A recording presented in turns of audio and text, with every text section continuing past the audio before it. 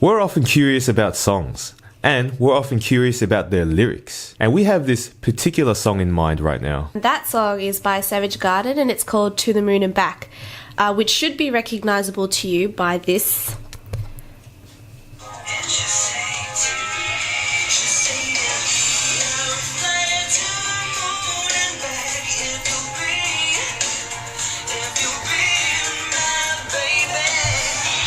Savage Garden, they're a pair of Australian guys, so they're some true blue Aussies. I think they're from Brisbane, so there's some Brizzy boys. I know, we're Australian too, so we're honoured to be talking about, Savage Garden, some homegrown Aussies. Yeah, they're a very 90s duo, and we're 90s kids, so they're very recognisable to us. Yeah, we grew up with that. Yeah, Savage Garden's comprised of Darren Hayes, who does the vocals, and Daniel Jones, who's the introverted guitarist of the duo. I'm sure he does a bit of the vocals as well, like the harmonics and all. Yeah, I think he does a little bit. Sorry. Yeah, but Darren Hayes is the vocalist, the frontman, pretty much of the duo. Don't know much else about them other than so they were an Australian band. They met each other at university back in Brisbane, and they were together in a band with other people for about a year before they decided that they had this chemistry about music together, and they decided to pursue music together as a duo. Yeah. Well, about the song, we can just see it's about a girl, and she seems to have a particular journey that she seems to be living through. And we'll go through that. The way we're going to break down the lyrics is, since V loves this song so much, she will be taking us through each of the lines, from the verses to the chorus. And we'll pretty much be doing what we do, just talk about it, giving our opinions about certain aspects of the line, certain words. And hopefully you can take home, our peace of mind and, a bit of a better understanding. I'm not saying that we're, college professors in lyrics. We're just regular people, and we're just talking about a song and saying what we think and what we know. Yeah, this is our interpretations of the song. So other than that, I'm Dan. I'm V. And we're bringing you Lyrics at Home. Let's get to it. So, the first few lines of verse 1, how verse 1 opens, starts off with, she's taking her time making up the reasons to justify all the hurt inside. To me, I think it's talking about neglect of someone, or be it a lover or your parents that are supposed to love you, but instead they cause you hurt inside. When it says making up the reasons, it's like the human mind tries to find rationale or reasons that justify why this person, this figure in your life who is supposed to love you, is actually hurting you instead. So, for example, this girl might actually be thinking, or I must be ugly, or I might be stupid, and that's why this person, her lover or her parents, are hurting her, why they're causing her all this hurt. Yeah. There's definitely that sense of doubt. That's why she's trying to, come up with the reasons, why this, why that. Because, no one likes to feel bad, especially about themselves or about anything. And usually one of the first things we do, if it is, we try to, like you say, reason with what's happening. Why are we feeling like this? What's going on? Why did it have to happen? Because sometimes a bad situation might happen, but then if we think about it, maybe it wasn't our fault, and we could just think of it as it was bound to happen. And it might make us feel better. Of course, we never feel better when something bad happens, but if we can see reason or the logical explanation as to why something happened, it does kind of help, with the overall feeling, rather than just being left in the dark and not knowing what's going on, and just getting the pain and not seeing why you're getting the pain. Yeah. Bit like a villain in a movie. If you know why the villain is the way he is, it makes the movie and the villain seem a little bit better, and they're not just pure evil for the sake of being evil. Yeah, of course. Me, I know it sounds weird, but I love me my villains in my movies because they're usually like, I think they're the best characters. You know, they have more reason. Their motives, you can empathize with them. You know, you can sympathize with their motives. And I feel like the villains you understand more, they're harder to fight because they might actually seem right in their own sense. It's like, oh, should I stop this guy from like killing my whole village? My whole village did sexually harass him, but you know, so he's fair enough. He's angry, but I don't know. I'm just talking like, to the extreme. Yeah. All right, moving on. Yeah. So it says she's taking her time making up the reasons. I find when they noted taking her time, I find that's with her stopping or slowing down and going to her pace, and like it's more like her pace, like taking her time, and it sounds like she's not keeping up with other people's pace, and this has probably got to do with, you know, society and, you know, like the outside society that she has to try live with. You know, like, you know, you go to work, you know, you have to do things like on time, everything's on time, but she's depressed. You know, like maybe she won't be able to get to work on time because she's been up all night, you know, not getting any sleep. You know, I feel like it's her falling out of the regular pace, especially with society. Yeah, with the norms of society. Yeah. Yeah. So I feel like that with she's taking her time already individualizes her, or it kind of excludes her from something. We're not sure what it is exactly, but it's definitely, there's a sense of exclusion because she's not keeping up with everyone's time, she's taking her time. And then it goes on to, she's making up the reasons to justify all the reasons. Like the same thing what V was saying, because she's definitely hurting inside, and when you're trying to come up with reasons, like it kind of looks like she's quiet, and that can kind of be seen as you know, one of the aspects of depression. You know, because when people are depressed, you know, they're often more quiet, and then they're in their own heads. And one of the things they're probably doing, I understand, is like one of the things you do end up doing is like you try to think of like why you make up the reasons, and you do get more quiet. You do take your time rather than going at everyone else's pace. You know, everyone's like, oh, hurry up, but you're just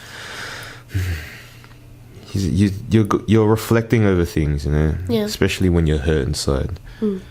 So the verse goes on to say, guess she knows from the smiles and the look in their eyes, everyone's got a theory about the bitter one. To me, the smiles symbolize the fake, pitying smiles that the people are giving her, just out of politeness. And the look in their eyes also portrays the fake and pitying and judgmental eyes from everyone around her. And it says, like, guess she knows. So she's aware that people are looking at her judgmentally and pityingly. And then when it says everyone's got a theory, the theory to me represents the rumors, the gossips, and the speculation about her. And the bitter one denotes her, the girl.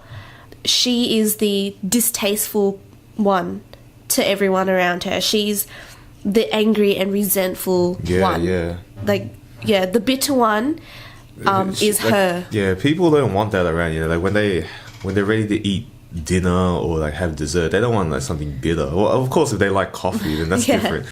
Saying about the bitter one, it's other people talking about something that they don't enjoy, and it's probably her presence, her input in conversations. Yeah. Because bitterness is usually representative of, like, you know, something distasteful. Yeah. Yeah, something you don't agree with. There are, you know, different personal opinions. Because me, I like bitter coffee, you know. I like my coffee tastes burnt and dark. And, I'm sure bitter coffee. I don't know, to me, it wakes me up when I taste my coffee and it's like, oh, it's bitter. At the same time, my body's like, oh, wake up. Yeah, you know? it's like, oh, that it's that time again. That hurts so good. Yeah. What do you reckon? Yeah, so I agree with the smiles and the look in their eyes. I'm not going to say that it's all fake, you know, it's fake, you know, and people is being fake. Because, like you said before, with the smiles, it's a polite gesture. It doesn't mean that they're fake, but it's just something that people use to kind of bring neutrality to interactions. You know, like it's because if someone says hello to you and you talk to them and you're just giving them a angry face, it's not very welcoming, and it makes the recipient or the other party a bit uncomfortable as well. Whereas if you wear your polite facade, your smile, it's a bit more pleasant, and everything can flow nicely. There's no worry or anything. Like when you smile, it's just easy to conversate. I wouldn't say it's a fake thing, but sadly, in this situation, because it does seem like we're talking about someone excluded from the normal crowd or like society, or just from just normal, whatever's normal. It seems that she understands that these smiles aren't genuine smiles of happiness. These are just polite facades that people wear. And I think that's how we can see the smiles. It's because just because someone's smiling doesn't mean they're actually happy to see you or happy about you, but it's more the just trying to make everything calm. They might actually be unhappy to see you, but they'll wear a smile anyway. We don't know what the true motive behind these people's smiles are, but it definitely is a gesture of being polite. And guess she knows she seems to see beyond that. The look in their eyes as well. When they say the look in their eyes, I'm not going to say it's fake. It's not fake, but it's very clear. Everyone knows this look. When someone's looking at you in a particular way, you know it straight away. It's judgment. Yeah. It's very easy. Yeah, you know what judging eyes look like. Yeah. Like everyone's experienced it before. Yeah. And because everyone uses those eyes as well. Like there's no way you wouldn't recognize it. I'm pretty sure everyone there has judged. And they know what that look is. There's people out there, they're saying like, "Oh no, I'm not judgmental. I don't judge." That is absolute bullcrap. Everyone judges, and it's part of our human nature, our understanding. It's the way we interpret things. Like we know whether we like something or not. We see a picture. We know whether we like that picture or not. We've judged it. We see a face and like, oh, that's ugly or that's pretty. Like we're judging it. It's not a bad thing that we judge. It's just how we process things. It's how we sort things in our mind. Yeah. And they say that communication is largely made up of your body language. Yeah, of course. And when you give me those eyes, I know exactly what you're trying to communicate. Yeah, like your body language says a lot more than the actual words that are coming out of your mouth. Yeah. And they might not be trying to communicate the fact that they're judging because people feel like they can hide such eyes behind a smile. Yeah. I'll try some judgmental eyes while smiling.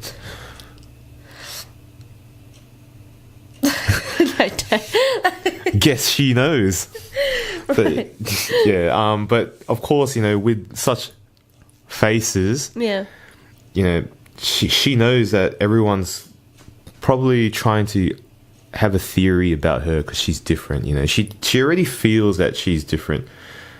Well, I don't know, you can see through the song as we go on. Yeah. So the line's go on to say, they're saying, Mama never loved her much and Daddy never keeps in touch. That's why she shies away from human affection. So those lines, they reminded me of the attachment theory, the adult attachment theory by Bowlby in 1962, and also of Ainsworth and Bell's 1970s theory of child attachment, which is just about emotional connection with your caregiver. And there are two main styles. There's secure attachment and insecure attachment, which is pretty self-explanatory. And with this girl that the song is talking about, I feel as if she's insecurely attached because you get this sense that she's neglected. And I thought that she was probably dismissive avoidant.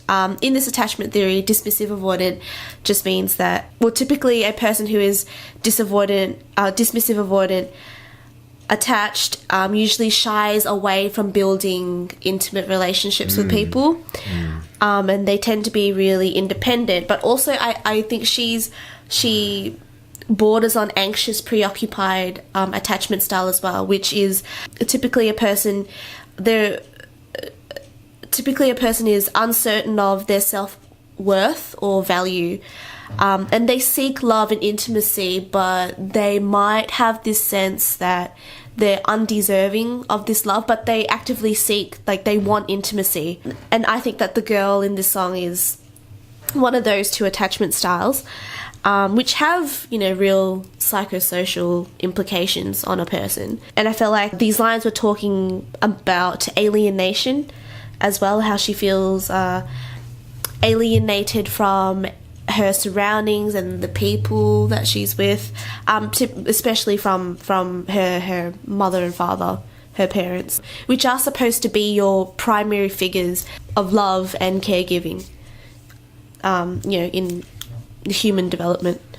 Well, I definitely see people's understanding of her, like, when mama never loved her that much, daddy never cares that much, and she shies away from human affection.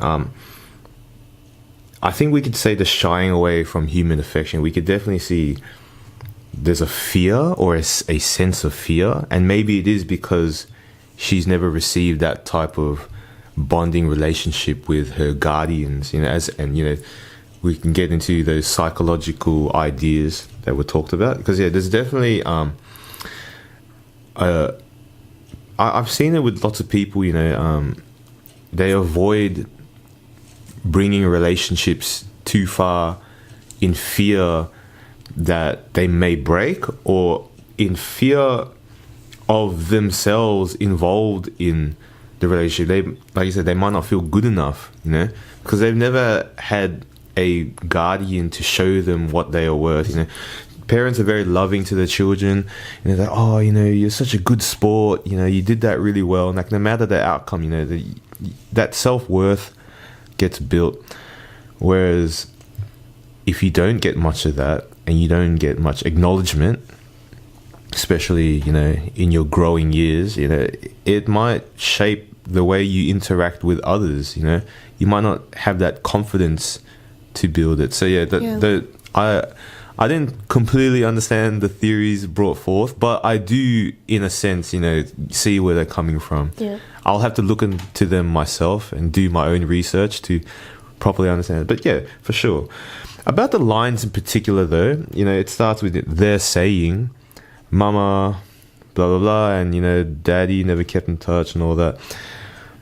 It still goes back to what everyone is saying about her. And so when I see this particular part, it reminds me of, I don't know what you call it. I think it's I'll just call it what I think it is in my head, is like the Victorian social psychological analysis of people. And what I mean by that is, you can just imagine up in London, some classy people, after dinner they start discussing, they start talking about someone in particular, like, oh, did you see her the other day? Oh my god, did you see what she wore? Oh, and the way she walked into the room, how rude. People that are classy, they like to talk about other people in a way that they know better. Like, they talk like they've studied all this psychology and they understand people. And I feel like we're kind of getting that sense. They're saying, they understand her upbringing with her parents, like they know that much about her, and that's why they're concluding that's why she shies away from human affection. Yeah, I feel like it's got that sort of feel to it. It's definitely people judging her. It might not actually be what she actually went through. She might have went through an awesome upbringing with lovely guardians and brothers and sisters, everything. But it's just what people are saying. We don't know if it's the truth. But they do understand that she does shy away from human affection. Truth is, people, maybe she just doesn't like you people, especially the ones that are just judging and think you know so much about her. Yeah. Yeah, but there's one thing clear, they don't see her interacting well or synergizing with their crowd. Yeah. Whoever they are. Yeah. Because this is definitely an outside perspective. It might not be the true perspective. Yeah, and the lines before it say everyone's got a theory about the bitter one. And this is their theory. They're theorizing that her mother never loved her much. They're theorizing that dad never keeps in touch.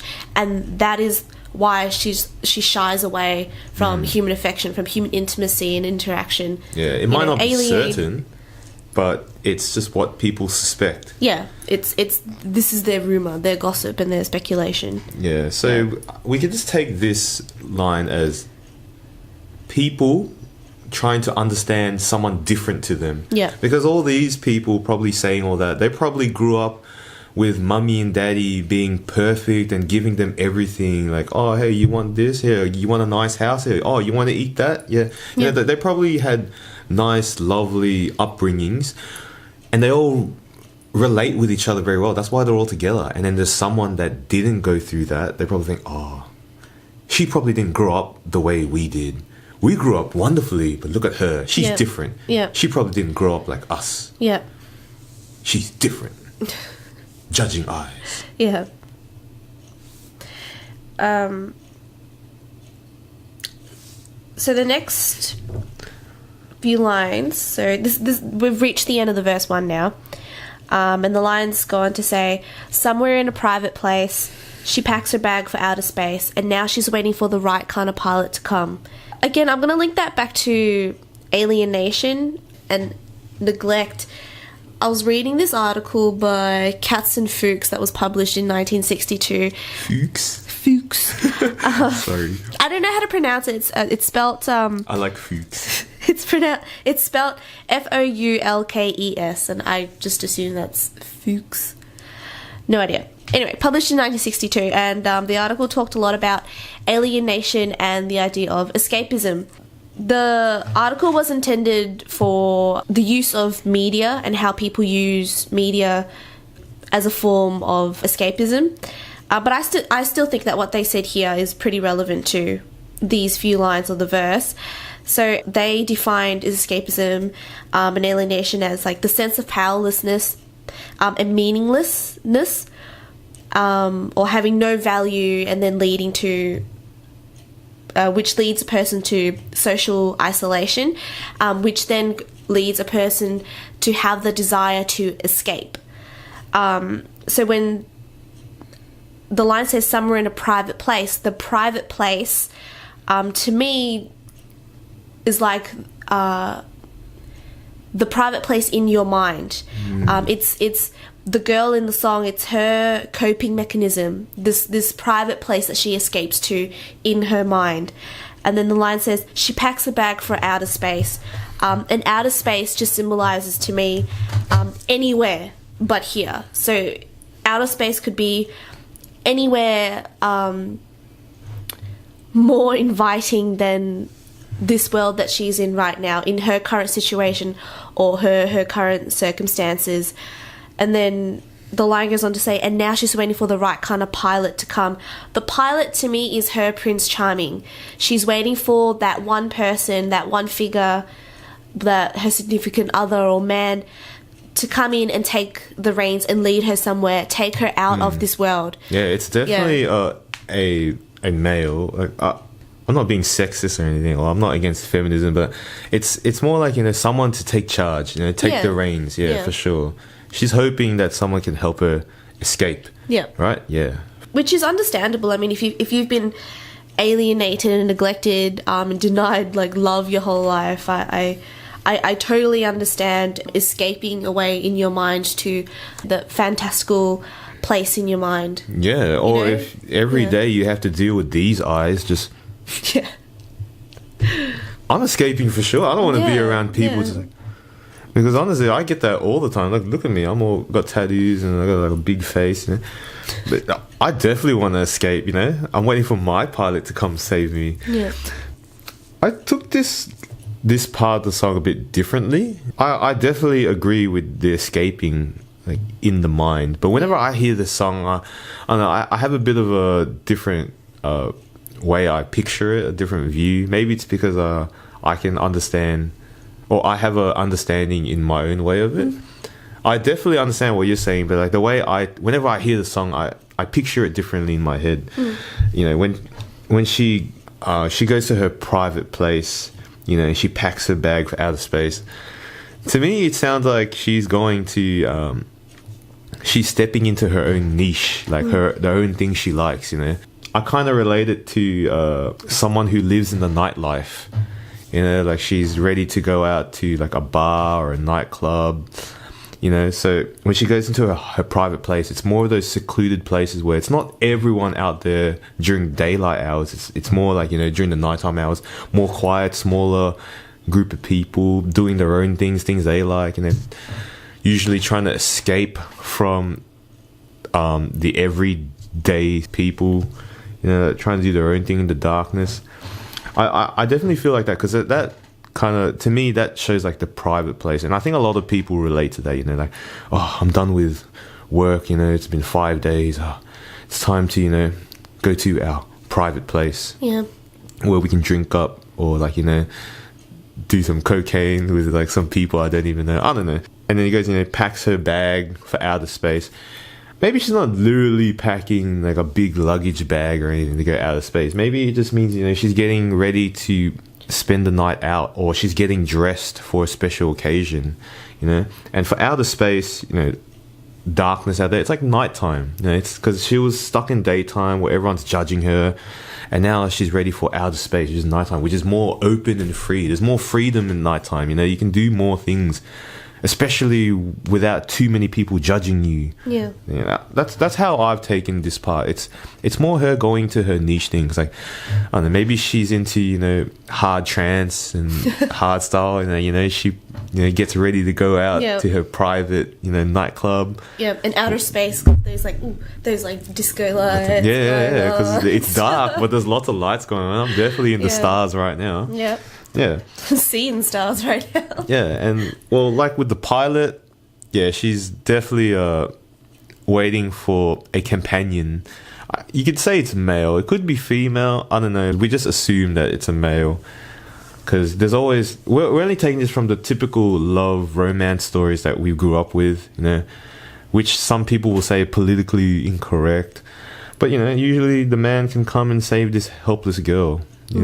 Fight for her, like, take her away to her private place, where she can feel more comfortable, more herself.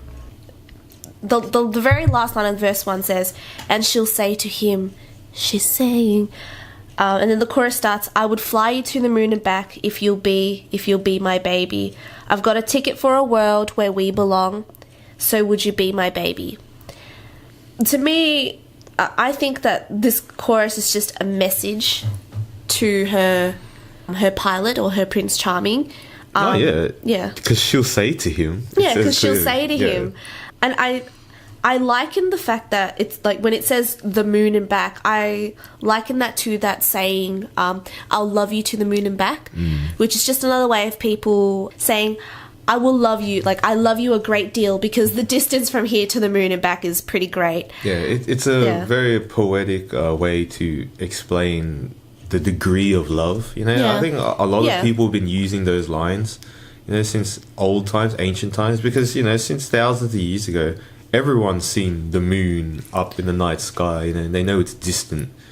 And I think they love to use that comparison. Like, I'm not going to love you from like point A to point B. I'm going to love you from where I am to there in outer space where the moon is. Like, that's how much I love you. Yeah. It's heaps. Yeah, like, I would go a great distance for you, sort of thing, I think people would just mention the moon because the moon looks a bit more romantic than the sun. Yeah. Because in the daylight, the sun just lights up everything. It's alright, but when you see the moon, it's more isolated and it seems romantic. How nice is it, during the nighttime and you and your partner, you're just standing in the moonlight, glowing. I think there's a bit more romance. That's why they didn't say, oh, I'll love you to the sun and back.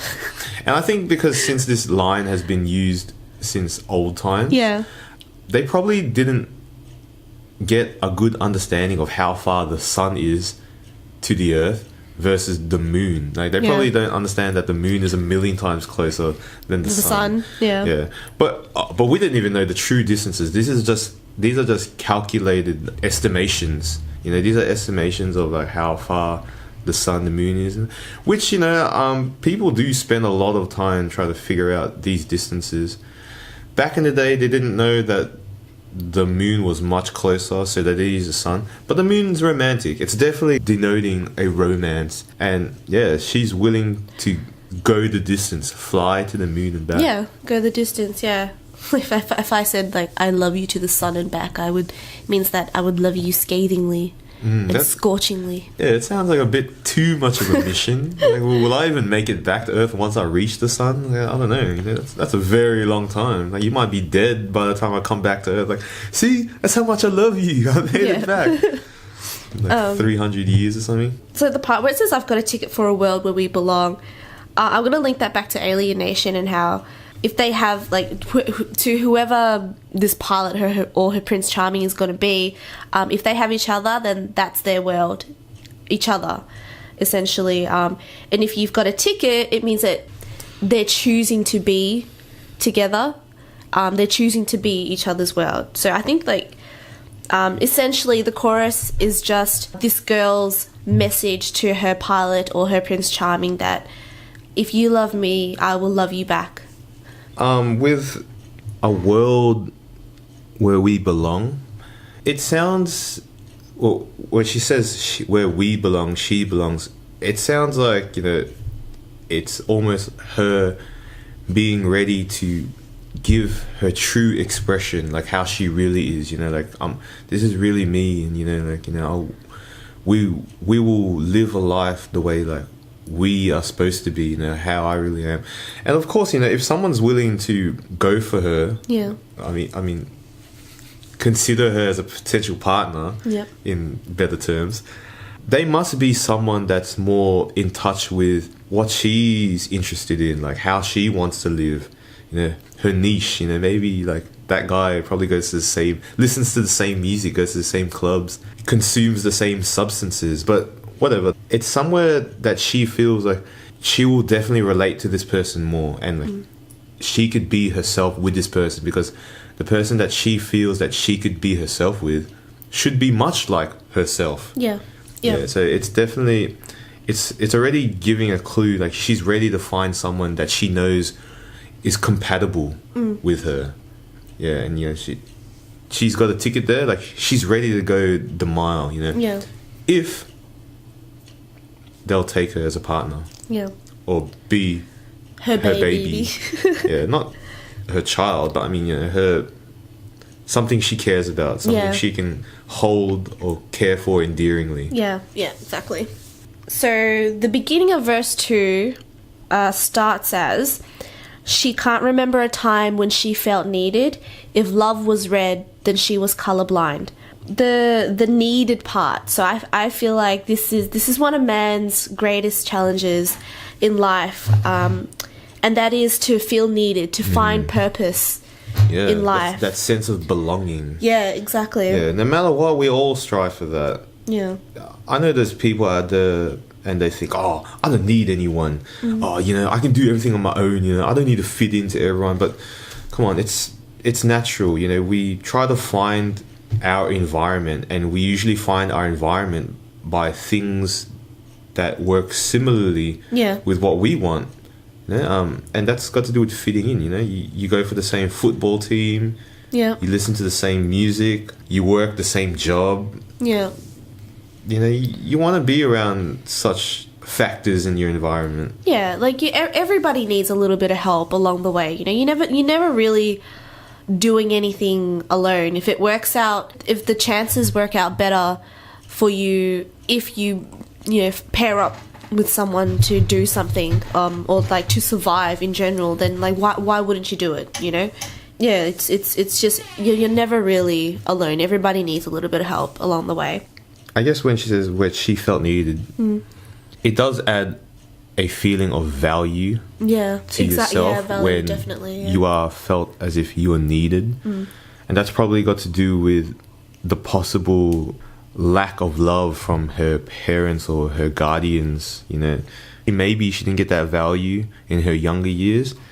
She can't remember when she felt needed. She can't remember when she felt important. Exactly, yeah. If you're neglected and denied love that way, you do start to wonder, like, what is the reason for me being here? Why am I here? And exactly like you said, like it adds value. If someone shows you love and affection, you feel valued, you feel needed, and then that might fulfill a little bit of your sense of purpose of being in life. But if you don't have that, really, what is your purpose for being there? To anyone. the line that says, if love was red, then she was colorblind. We attribute blindness to not being able to see. So if love was red, so if love was the color red and you're colorblind, you can't see the color red. So I feel like the line's just saying, if there is love, then where is it? If there is love in this world, in this place for her, she can't see it anywhere. She can't see the love anywhere, is what the line is saying to me. I think it's more of the fact that it's got to do... well, first of all, when we see if love was red and she was colorblind, I think when you talk with someone's colorblind, you talk about the perception and the way they perceive things, especially with love being red and all that.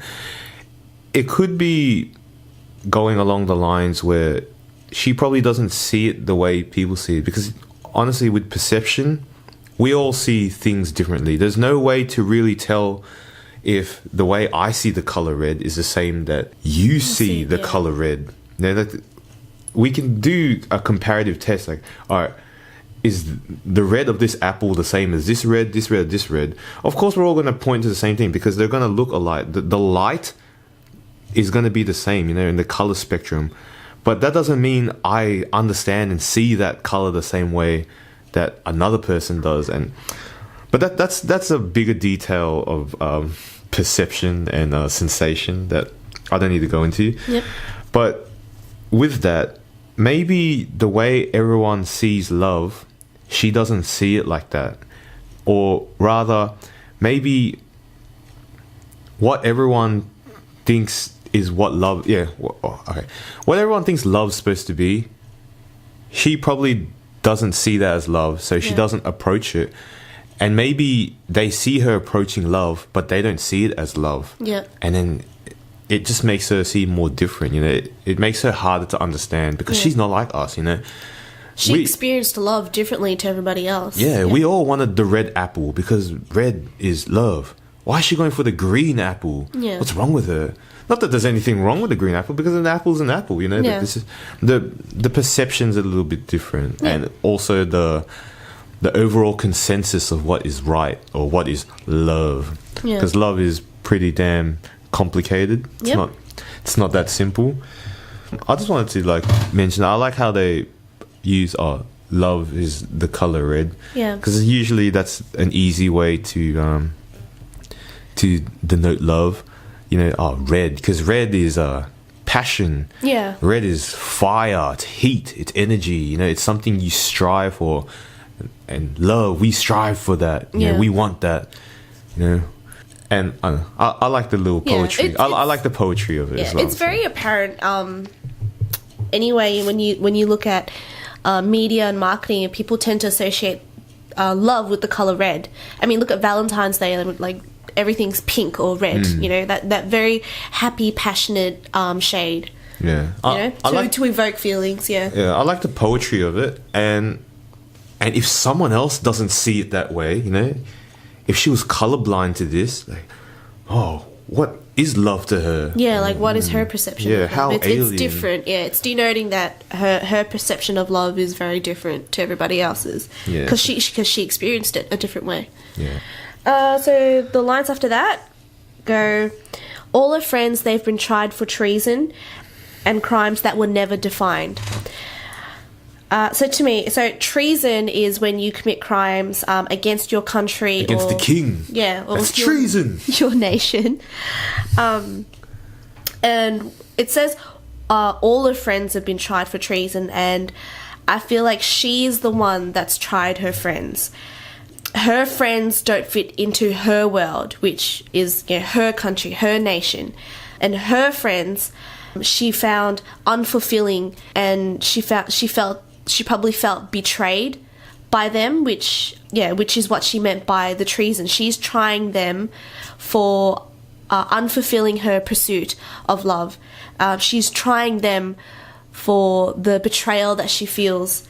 Yeah, maybe from not understanding her. Yeah, from not understanding her. With her friends, maybe it's not even friends. It's just probably people around her. Friends can be very loose, term. Yeah. because different people have different understanding of friends, Yeah. or even different degrees of friends. Yep. Yeah. And crimes that were never defined. I was looking this up. Undefined crimes just mean that there are some crimes where there isn't a law or penalty against it for committing it. Is it a crime then? Well, take the example of marital rape, for instance, which is if you're in a marriage, and you don't want to have sex, but the spouse is imposing this on the other, and it's essentially rape. But Yeah, but so doesn't it fall under rape? Maybe in some countries, but generally it's a grey area because like you're married, and usually like you sign the you'd contract think, that you're into this, like whether you want it or not. You already signed that contract. You'd think it's consenting, Yeah. but that's why it's a really grey sort of area, and that's what they mean by undefined crimes, like crimes that they aren't really punishable, but on one hand they are punishable, but there's no official written penalty or law. Damn, that's tricky. With the rape and marriage thing, because when you decide to marry someone, that means you've committed yourself 100%. You can't just be all of a sudden, oh no, I don't do it, and if you do anything, that's rape. That's not fair. Like, why did you even engage in this relationship with me in the first place? Don't get married with me if you're gonna pull back all of a sudden. Okay, but what if like the spouse wanted sex like 24/7, and then this woman's been working of course, 7 days a week, and she okay. comes home tired, knackered, and No, that makes sense. Or she's got like 2 broken legs or something. Yeah, of course. Yeah, but I'm not talking about those kind of situations. Yeah, I'm talking about it's the still other situations. Yeah. But like, just to give you an example of why course, marital rape is in the grey area. That's rape. Like, that's straight up rape. I don't think that's marital rape or anything. That's straight up. Come on, man. This guy's got broken limbs. Like this, she's got broken limbs, broken everything. Like, she's in no position to give you sex. Yeah, or it could be the other way around, and the husband wants it, but the husband doesn't want it, but the wife does. Yeah, So when it says, when the line says "and crimes that were never defined," that says she's trying her friends for the betrayal. And, in personal relationships where you feel betrayed, it's not really punishable by law. These are personal things that you should be able to work out yourself. And I think that's why the line says crimes that were never defined, which denotes like it's, an undefined crime. It's it's your personal situation. I see this line in a way where, there's definitely mistrust of her friends or her peers, or people around her. Like, there's a bit of mistrust, maybe because she's so different.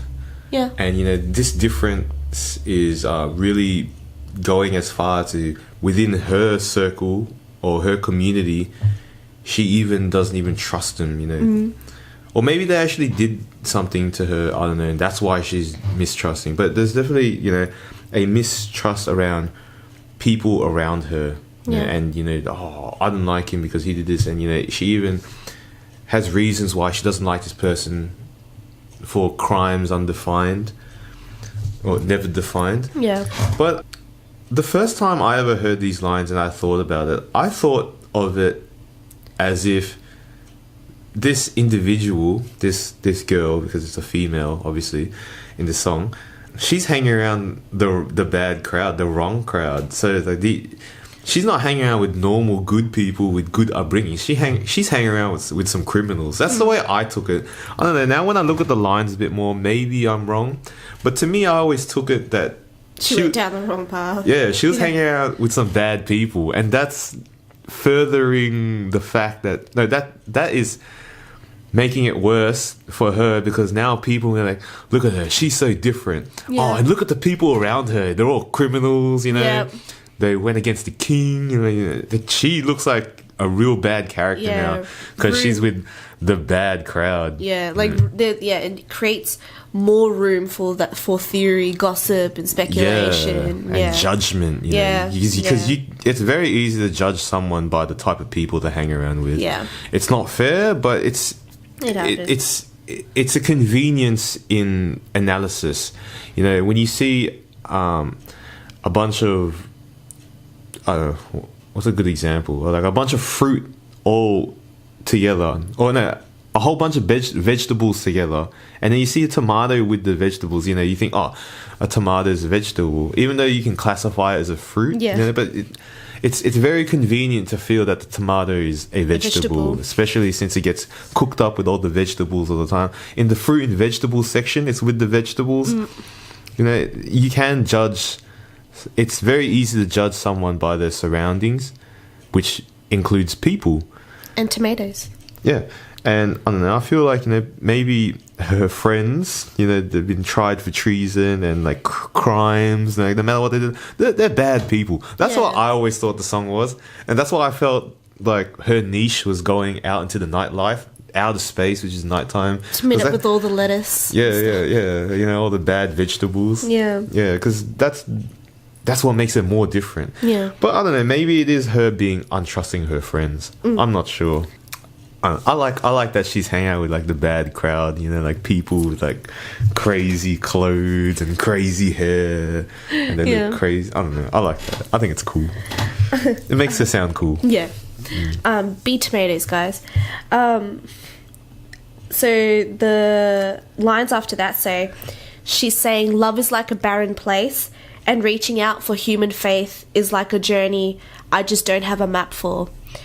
For me, a barren place is pretty much a place where it's not good for cultivation or vegetation.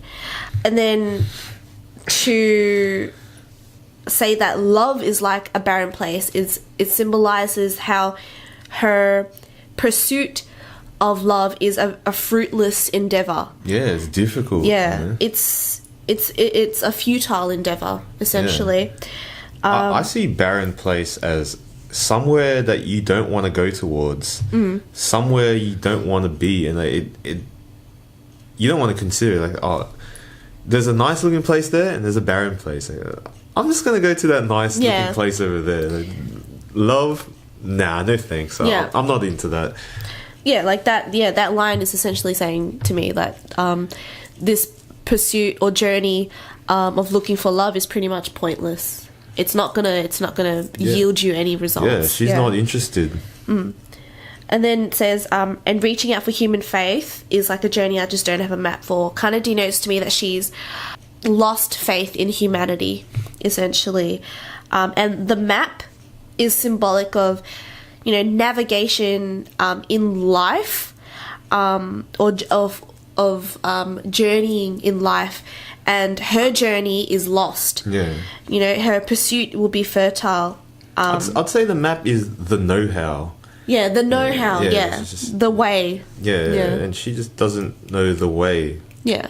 For human faith. She's not one with it. Yeah. I feel like essentially those lines are saying that she's lost and finding things pointless at this point in her life. It's very specific because she says it's a journey that I don't have a map for, like that she doesn't have a way for, like, you know, so it's almost as if she knows like she's not going to get to love. Yeah. Because she doesn't have a map for it. You know, she doesn't have a way to it. Yeah. Yeah.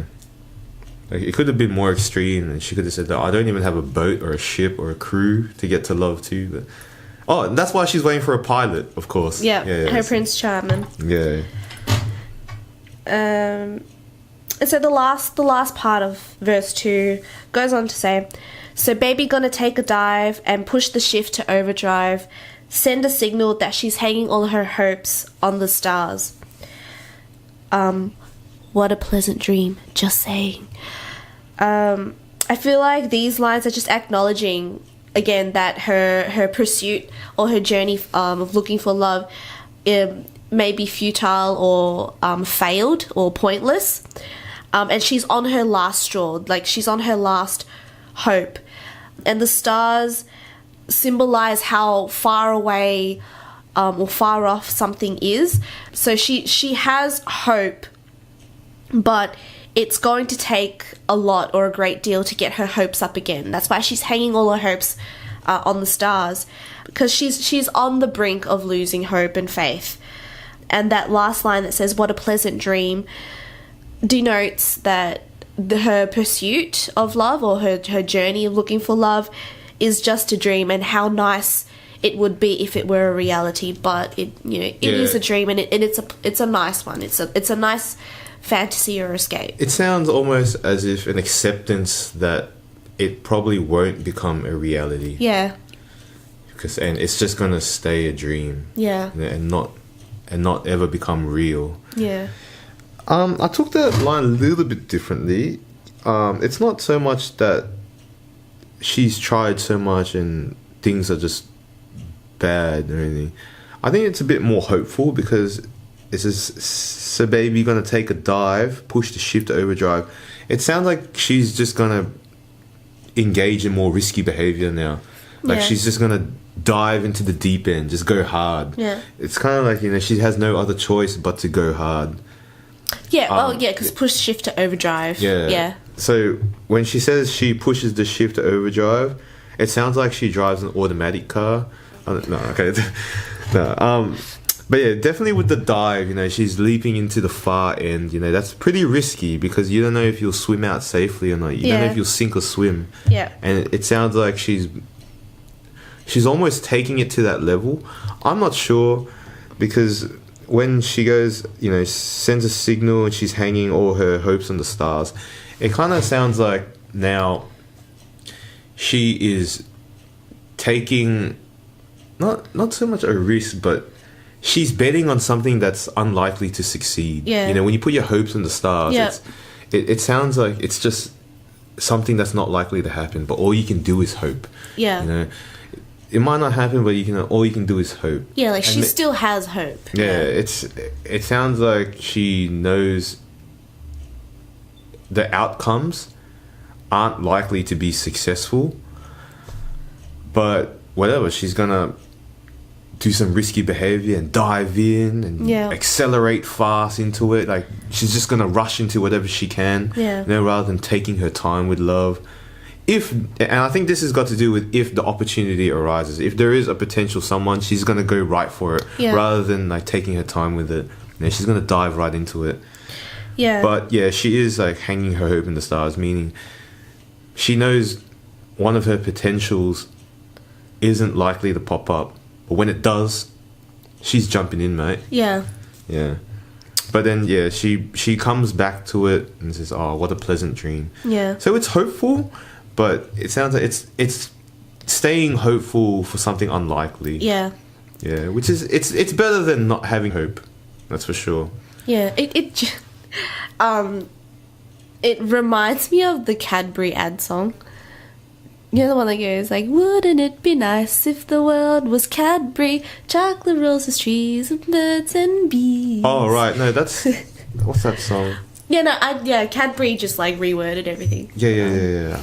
I don't know who the original singer was, but it reminds me of that. Wouldn't it be nice if the world was Cadbury, that's a real old song, made of chocolate? Yeah. Unlikely, but like, wouldn't it be nice? Yeah. Yeah. Yeah. So the song goes back to the chorus again. There's a bit of a breakdown with the guitarist, ripping up, like, shredding it out. Not too heavy, not too intense. Just like pleasant, matches the tone. Yeah, pleasant. Yeah, it matches the tone of the song. And also, I like the outro of the song as well. It's just some gentle piano going off, and it's very reminiscent of like looking at the moon and the stars, and you feel like you're going off into outer space. And I don't know, I think it's nice. Yeah. There's definitely a romance in this song, especially when you say "fly to the moon and back." For most people out there, and I mean most people out there, that's a dream. That's a wonderful adventure they would all love to have. And then when you talk about love in that sense, then it's definitely a love related. It's romantic, but at the same time, there is that touch and understanding of it's probably not going to become a reality, but we do hope for it. Yeah. And I think that's also what the song's trying to say, you know. Yeah. She knows it's unlikely she's going to find someone who's willing to be her baby, Yeah. but she's going to go that far. Yeah. She's hopeful, you Yeah. know, that tiny glimmer of hope that she has. Yeah. Yeah, so I think the whole song is just about this girl and her journey of looking for love and her journey of hopefully finding that love in this place that seemingly shows her neglect or denies her love, that alienates her from, you know, the norms of society, pretty much. Yeah. About the song, it's a romantic song and a love song, but it's not a love song for someone. It's not a ballad like towards someone. It's more of a story about someone Yeah. and the way they're dealing with love Yeah. and their journey of love. Yeah. That's a better way to explain the song, I should Yeah. say. It's not like other songs like, you know, I love you and I'll do everything for you. It's more someone's story. Yeah. I think the band talks about how this song, when they were writing it, it was about one of their friends, was it? Yeah, I remember reading somewhere that Darren Hayes, Darren and Daniel both wrote the song together. But I remember reading somewhere that Darren said that he wrote it for a friend who is unnamed. But For or about a friend? in the interview it said for. Oh, okay. Yeah. Yeah, it was written for a friend, but the whole song itself it's, you know, relatable to anyone. It's just the telling of a story of a girl's journey. Yeah. Yeah. I think that the verse 1 was essentially just talking about her neglect and alienation from everyone, and how it's just kind of setting up. It's setting the scene. Yeah, the story. It's giving you background of how she grew up, essentially, what she's experienced, and then how it's led her to become the way that she is. Yeah, how she's different. Yeah, how she's portrayed throughout the whole song. Yeah, I think particularly about verse 1, it is describing the scene and the character, which is her, and how she is different to everyone around her. And this is more in the eyes of everyone. This is like how everyone sees her, how her environment sees her. Yeah. And that's more in verse 1, you know, and how they judge her and what she does that makes her different. Yeah, I think that's what verse 1's about. And then when we go to the chorus, Yep. she acknowledges she's different, you know. Oh, I got a ticket for a world where we belong. You know, she acknowledges she's different. But even though she's different, she is looking for love. Yeah. And with the chorus, I guess she's willing to go the distance. Like, she's willing to put her all for the love. Because she is seeking it. Yep. And she does accept that she's different. Yep. Because in verse 1, everyone's pointing out how different she is. Yep. And now she's trying to explain she's open for love. You know, Yeah. she's not that different. Everyone wants love. Yep. Yeah. Yeah, she's pretty much sending out a message to her potential pilot. If you're just as different as me, come with me because we belong together. Yeah. That's definitely romantic. Yeah. Yeah, I see the second verse as it is still explaining her as being different and different to everyone else and excluded from everyone else. Like she's definitely, you know, pulling herself apart from other people or from her surroundings. But these are more through her eyes. Like this is her perspective. You know, she's different because she sees herself as different, you know, and she's accepting of that. But she's still willing for love. Yeah. She's still looking, you know, and she's willing to go hard. Like, she's going to dive into it if she does find the potential. Yeah. I feel like verse 2 just says that even though she is lost and she is losing faith, she's still looking for love. Yeah, she's still open for it. If it ever finds her, if she ever finds it.